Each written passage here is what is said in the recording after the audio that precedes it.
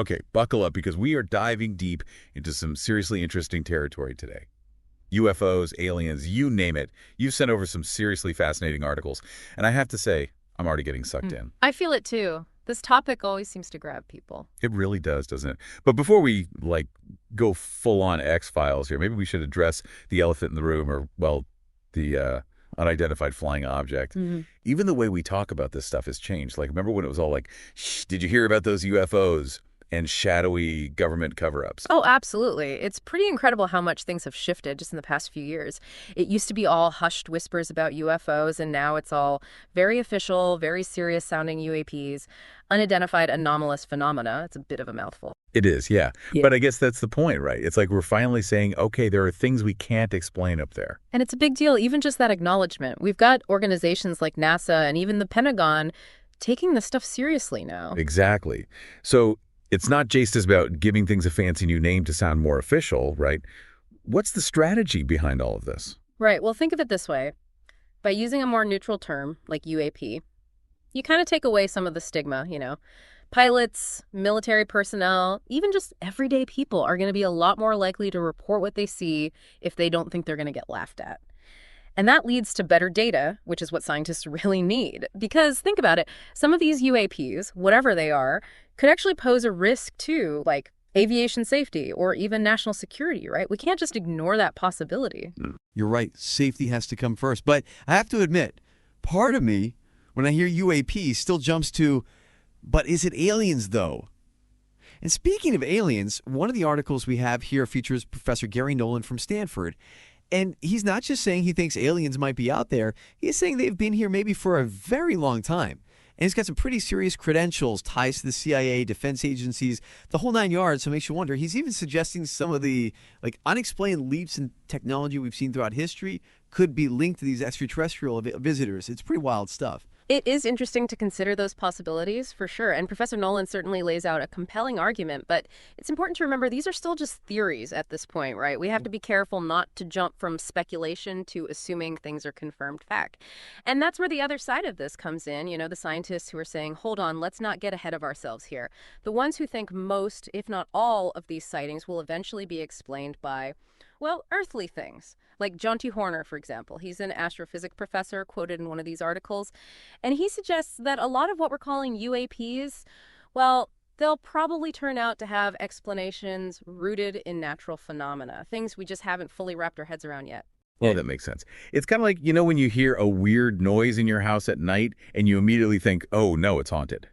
But 9 times out of 10, it's just the house settling or the wind or something totally normal. Exactly. It's the same idea on a cosmic scale. We're constantly learning new things about the universe. What seems completely mind-boggling today could have a perfectly ordinary explanation tomorrow.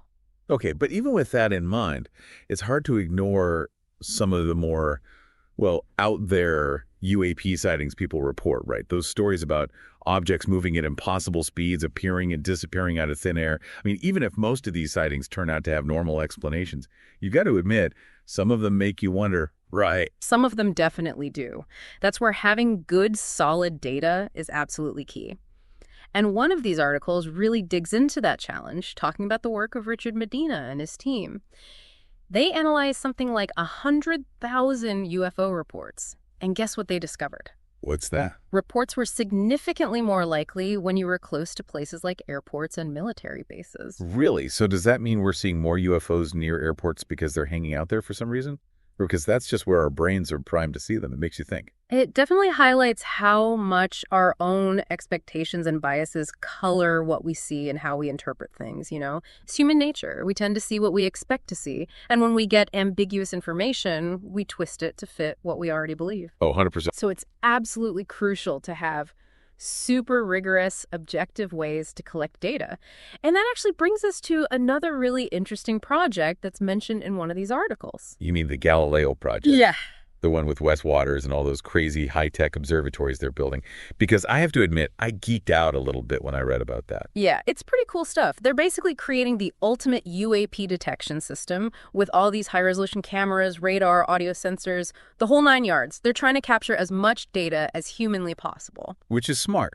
Yeah. Because relying on shaky cell phone footage and people's memories of what they saw, it's Yeah. only going to get you so far, right? Exactly. This is how we separate fact from fiction. This is the kind of evidence that can either confirm those out there theories or show us that there's something else going on that we just haven't figured out yet. And honestly, that's what I find so exciting about this whole field. The potential for discovery, it's huge. And speaking of those out there theories, Huh. one of these articles really goes for it, listing out all kinds of possibilities for what these UAPs could be. We're talking everything from like secret ancient human civilizations that we've never discovered to, get this, technologically advanced beings that evolved right here on Earth, but somehow we never knew about them. Oh, and they even threw in time travelers. And wait for it, maybe, just maybe, magical beings like fairies and elves are real after all. Yeah, it's definitely easy to read some of that stuff and think, okay, that's a little too out there. And to be fair, a lot of those ideas don't really have a lot of hard evidence to back them up at this point. But you have to admire the creativity, right? I know, right?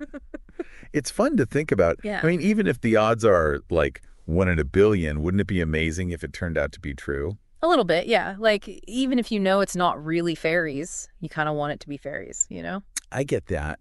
But then you've got guys like Mick West over at Metabunk, and they're armed with like logic and satellite data. Yeah. And it's their job to be like, nope, sorry, that was just a weather balloon. Oh, I love Metabunk.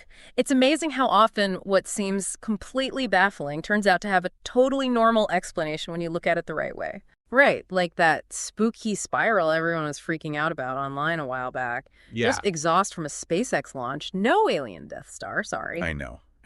But what can I say? Part of me likes to believe there's something more out there, even if it turns out to be a little less exciting than we hoped. Oh, for sure. But here's the thing, right? Even if, and this is a big if, but even if every single one of these UAP sightings turns out to have a totally normal, explainable cause, the fact that we're even looking, that we're asking these questions, that's pushing us to do some incredible things. What do you mean? Think about it. We're developing wild new technologies. We're refining our understanding of how the universe works. We're challenging our own assumptions about what's possible. And that's pretty amazing, even if we never find a single alien spaceship. You're right. At the beginning of this deep dive, we were talking about the shift from calling them UFOs to UAPs.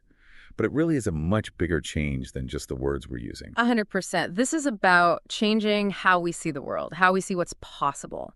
It's about being willing to say, we don't know everything. It's about being open to the idea that maybe, just maybe, there are things out there that we haven't even dreamed of yet. Right, exactly. What if some of these UAPs are demonstrating physics we don't even understand yet? What if we're just scratching the surface of how the universe really works?